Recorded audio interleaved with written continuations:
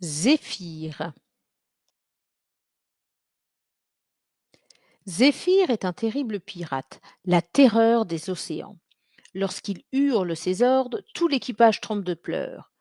Même Roger le phoque, son fidèle second, frémit sur son passage.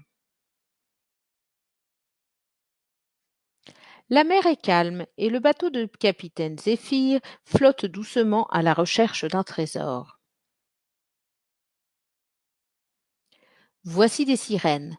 Elles pourront peut-être me renseigner, se dit Zéphyr.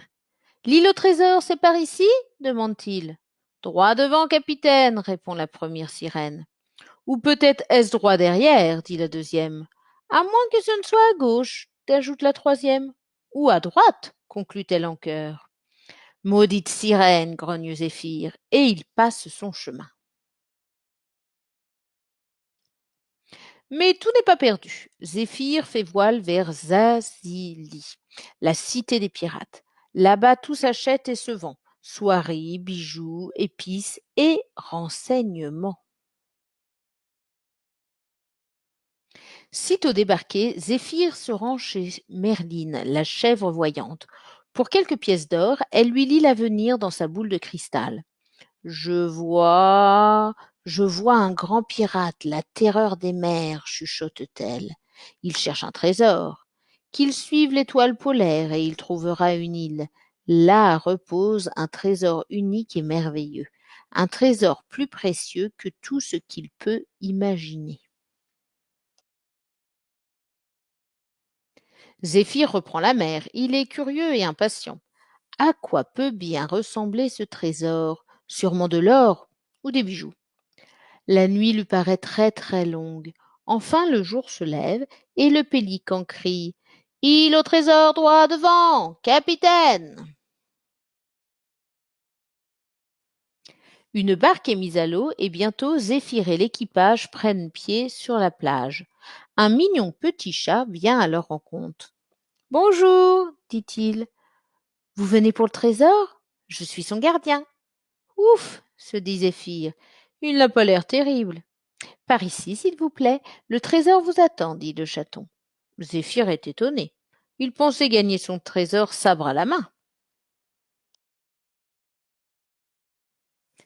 Mais le chaton dit vrai, et en quelques coups de bêche, Roger le phoque met à jour le dessus d'un coffre. Mais quand Zéphyr veut l'ouvrir, le couvercle lui résiste. Il a beau essayer, rien à faire. Vous n'y arriverez jamais comme ça, dit le chaton. C'est un coffre magique. Pour l'ouvrir, il faut dire quelque chose de gentil. Mais je suis un pirate, moi. Je ne sais pas dire des choses gentilles.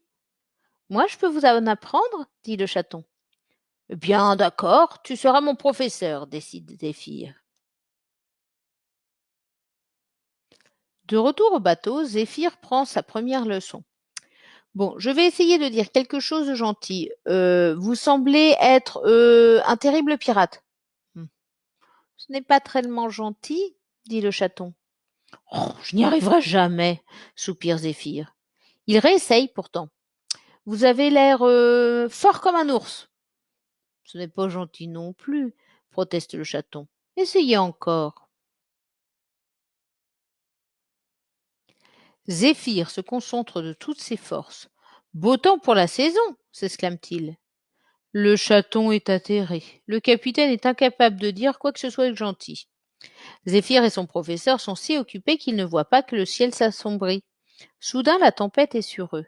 Le vent rugit, la mer grossit. « Tous à vos postes !» hurle Zéphyr. « Serrez les voiles, fermez les écoutilles !» Tout à coup, une grosse vague arrive. Zéphyr veut protéger son coffre, mais la vague est si forte qu'elle l'emporte avec lui. « Au secours !» crie Zéphyr. « Sauvez mon trésor !»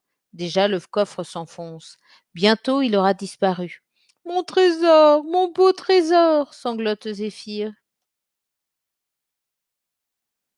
Tenez bon, capitaine, je vous envoie une corde. » C'est la voix du chaton. Il l'a entendu, il vient à son secours. Zéphyr attrape la corde et grimpe le long de la coque.